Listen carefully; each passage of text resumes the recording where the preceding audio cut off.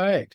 Hello, everyone, and welcome to another episode of Wytpod. My name is Harshit, and I'm the Director of Business Alliances at Wytlabs. We're a digital agency specializing in SaaS and e-commerce SEO. I've got Dan with me today, the co-founder of Vanik. And Vanik basically, gives brands the tools that they need to take ownership of their independent retail channels from day one.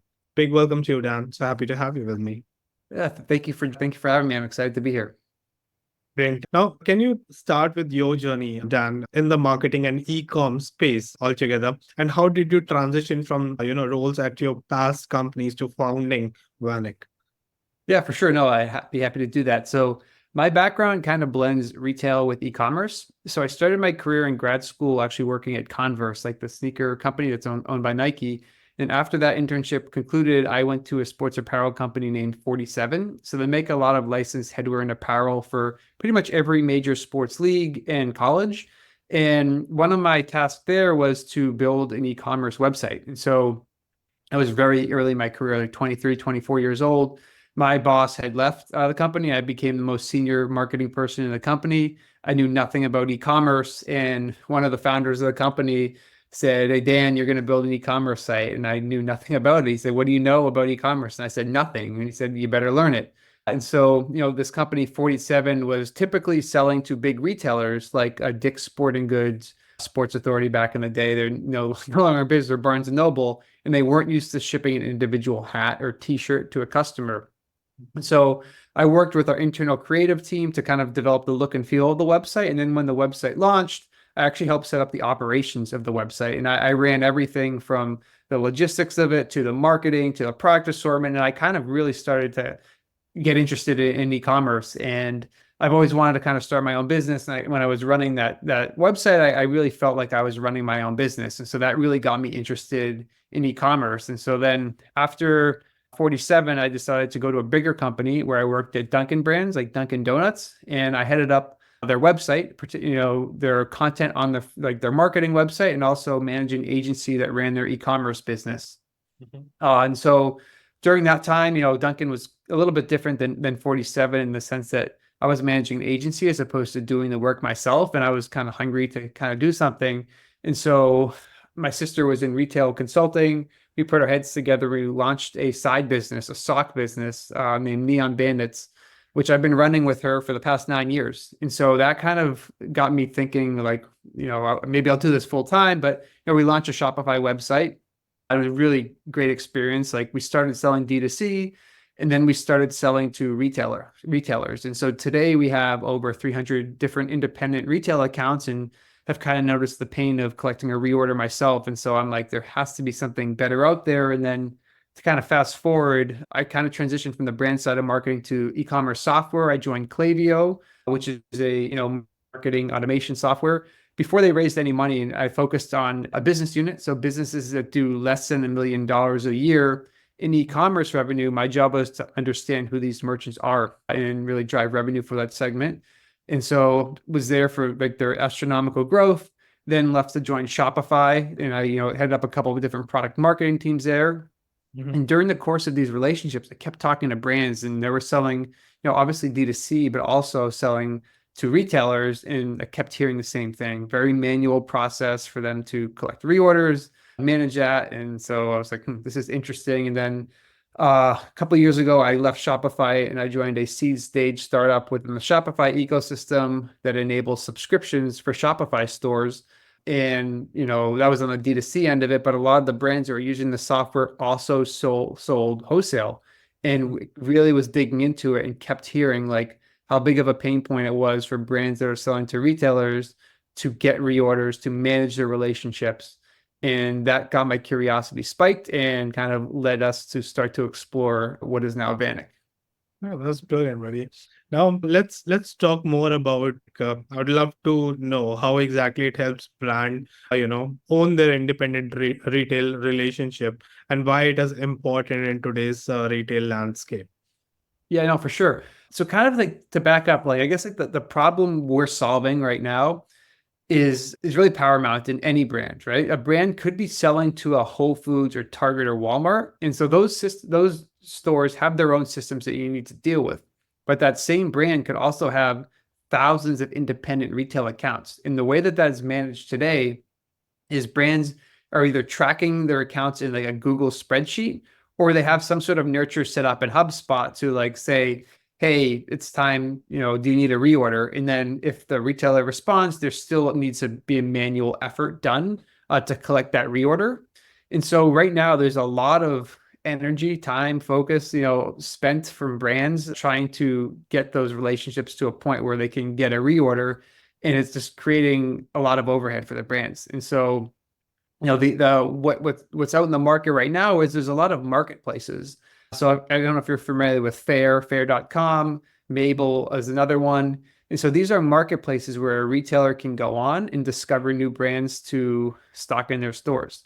And so similar to Amazon, what's happening in these marketplaces is Faire and Mabel, like they don't let the brand kind of own the relationship. Everything has to go through the individual, the marketplace. And so what happens is the marketplace takes, a hefty commission. They kind of own the relationship and they have all of the data in terms of customer data, email information, and stuff like that. So if a marketplace is to change their commission structure, reduce the number of messages you can send to the retailer, the brand then loses control of that relationship.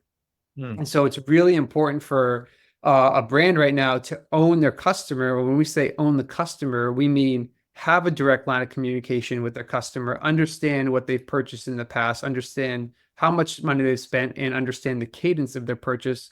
So the brand can really create that personalized relationship the same way they do on the direct to consumer side, but on the B2B or wholesale side. Okay. And in terms of integration, like I see on your site that you do offer Shopify integration as well to enhance the user experience for both brands and retailers. Would love to understand a bit more on that front.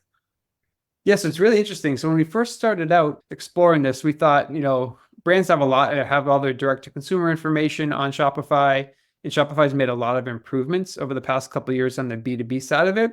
And so if you're on Shopify Plus, a lot of brands are on Plus that sell B2B have the B2B Shopify component, meaning that their B2B information is stored in Shopify.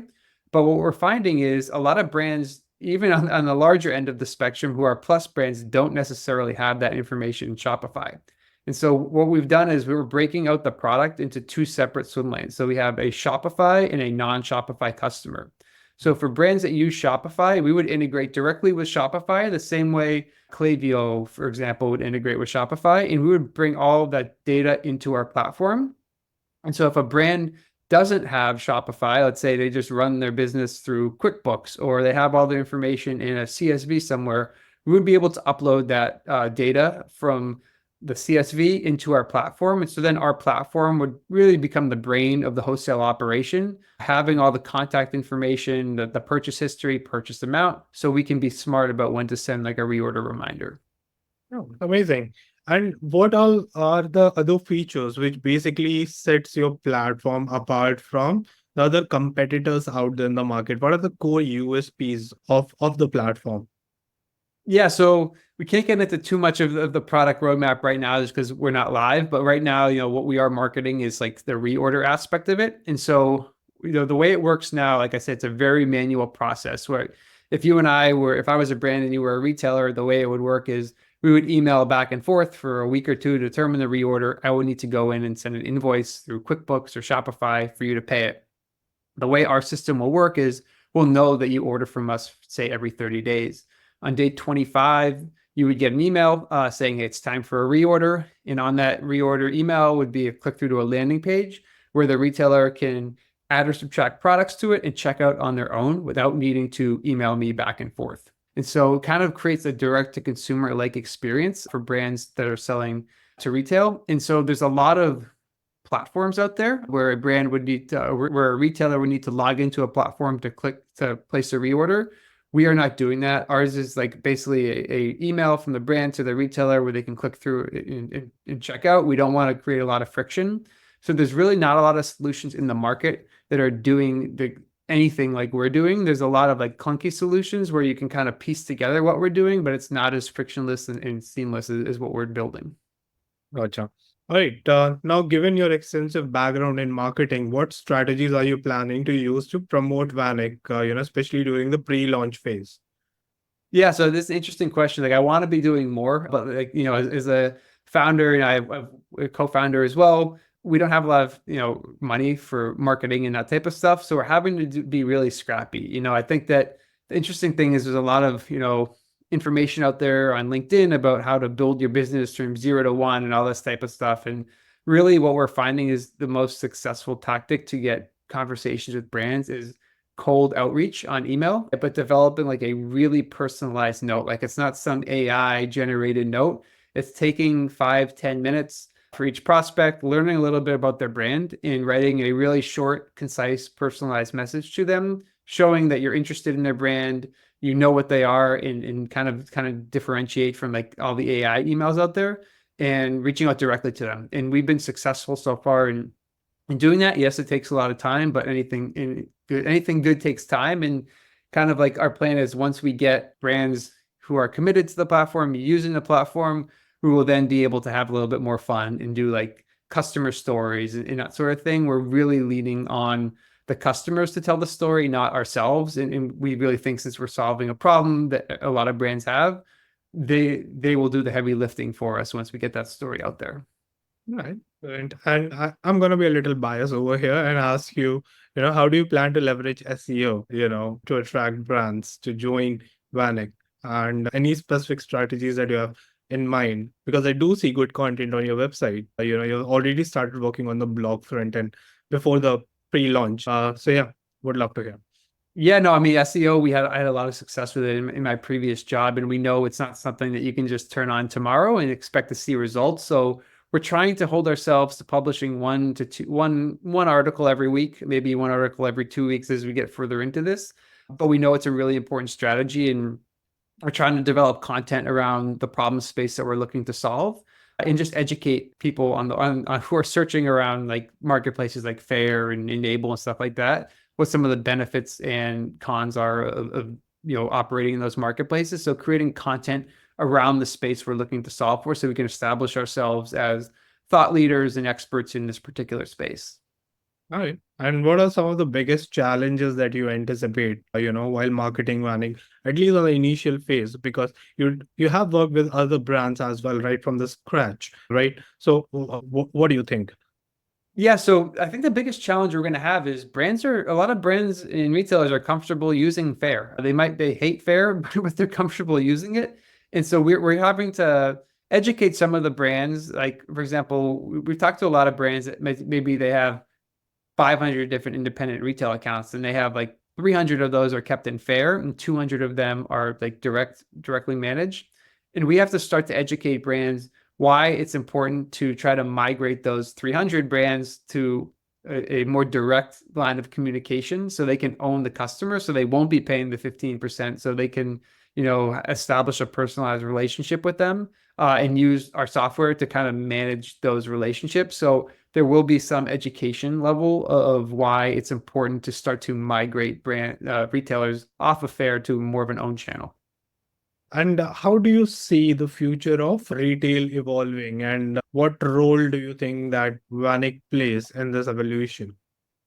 So it's interesting. So, B2B or wholesale, whatever you want to say, has been around forever. And it was not hot a couple of years ago because all these D2C brands like Allbirds and everyone was blowing up. So all brands wanted to be the next Allbirds.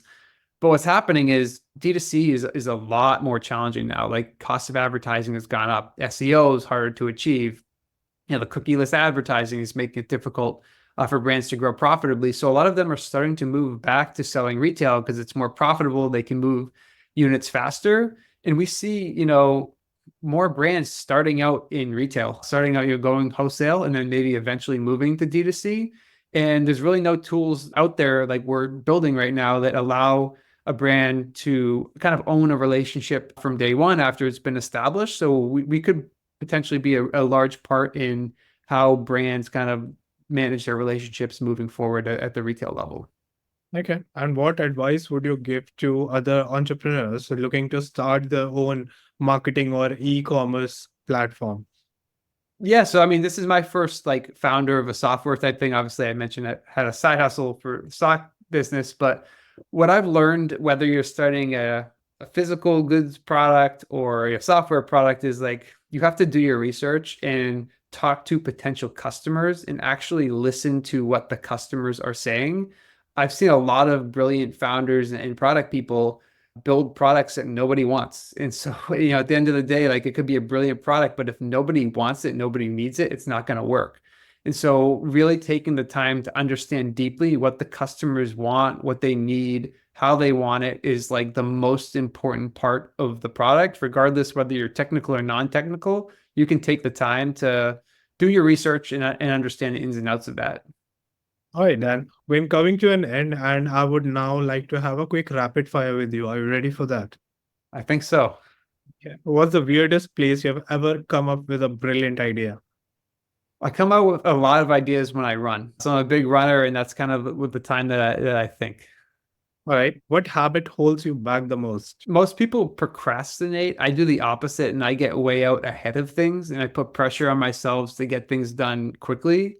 But then I have to go back and backtrack and smooth things over. So whatever the opposite of procrastination is, that's a bad habit of mine. Okay, that's new. All right.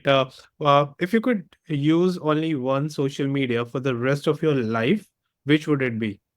None. So I don't have any outside of LinkedIn. I don't have social media. I'm not a social media person. I think it's terrible for society. So I would probably have to say LinkedIn, but I don't have anything else.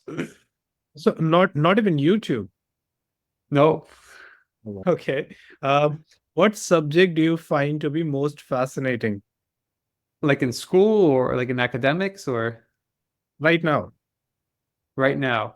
I wouldn't say most fascinating. Most concerning is the political stuff in the United States. All right. Now coming to are you a Gen AI fan? Yeah, I mean, I think it's a great tool. It's definitely saves knowing how to use it can definitely save you some time and is a great starting point to like building content or something like that.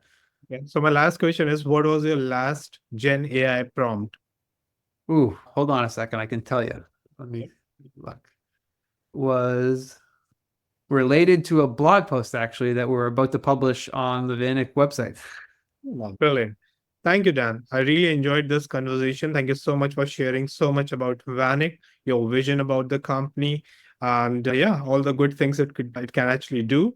So, and yeah, really appreciate your time here with me. Thank you so much. Yeah, thank you for having me. It was great to chat.